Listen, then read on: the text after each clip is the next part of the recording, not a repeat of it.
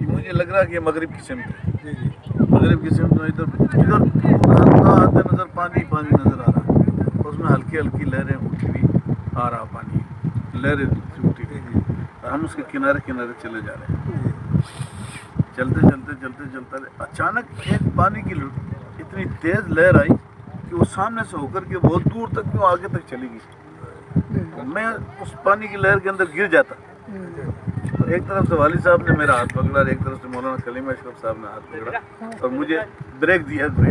ایک طرح سے وہ بریک لگیا جب میں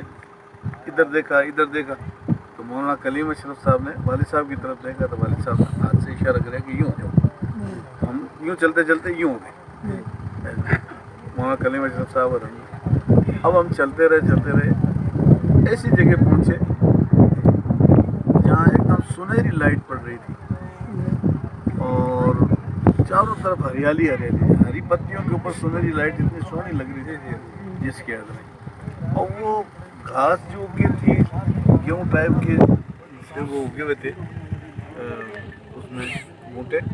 تو وہ گوڈے سے اوپر تھے، تو اس میں ہم چلے جا رہے ہیں، دور تک گئے تو آگے دیکھا کہ ایک تخت لگا ہوا، اس تخت کے اوپر یہ سکندر ذوالقرنین بیٹھے ہوئے ہیں، بے شک مولانا کلیم اشرف صاحب نے یہ بات کی کہ یہ سکندر ذوالقرنین بیٹھے ہوئے ہیں، یہ کہا جب انہوں نے اشارہ کیا نا کہ سکندر ذوالقرنین اپنی جگہ سے کھڑے ہوئے تو وہ پرانے بادشاہوں کے پیچھے جیسے وہ کپڑا لٹکتا ہوتا تھا ریشم کا کپڑا، اس طرح سے کپڑا ان کے پیچھے لٹک رہا ہے، اور انہوں نے آگے بڑھ کر کے پہلے مولانا کلیم اشرف صاحب سے ہاتھ ملا، اس کے بعد والد صاحب سے مصافحہ کیا اور پھر میری طرف مسکراتے ہوئے والد صاحب کا ہاتھ پکڑے رہے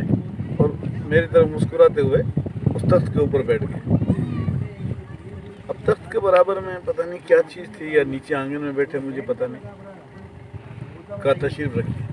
ہم تینوں بیٹھ گئے، سکندر ذوالقرنین سامنے بیٹھ گئے، پھر انہوں نے یوں ہاتھ کیا تو ایک پلیٹ آئی تو انہوں نے سامنے یوں کی، تو اس میں سے ایک گیہوں کی چپاتی جو تھی وہ والد صاحب نے لے لی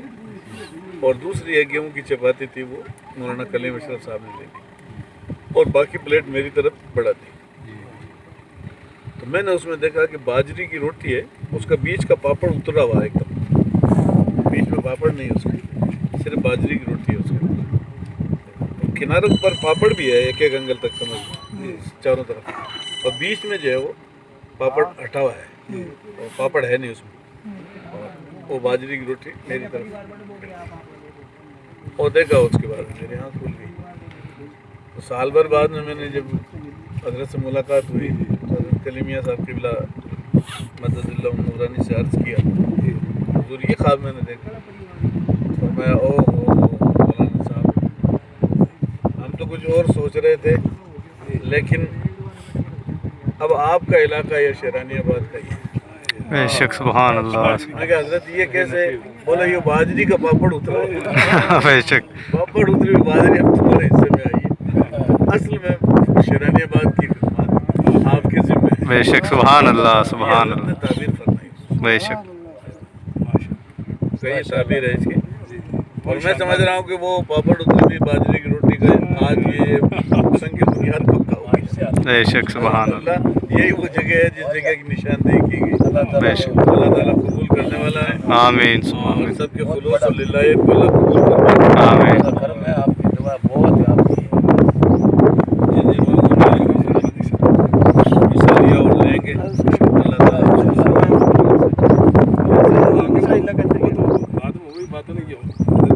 حضرت کے دماغ میں یہ تھا کہ شام کو لینا ہو گئی اور کہیں سیٹ کریں گے، یہ سجان گڑھ مناسب جگہ نہیں ہے، پھر بعد میں بتایا کہ نہیں یہ باجری جہاں پیدا ہوتی ہے نا وہ جگہ وہ اصل میں آپ کی خدمت کی جگہ ہے، بے شک تو ہم نے دیکھ لیجئے کہ سجان گڑھ رہ کر کے بھی شیرانی آباد سے اتنی وابستگی رہی ہے، اتنی بے شک وابستگی رہی ہے اللہ تعالیٰ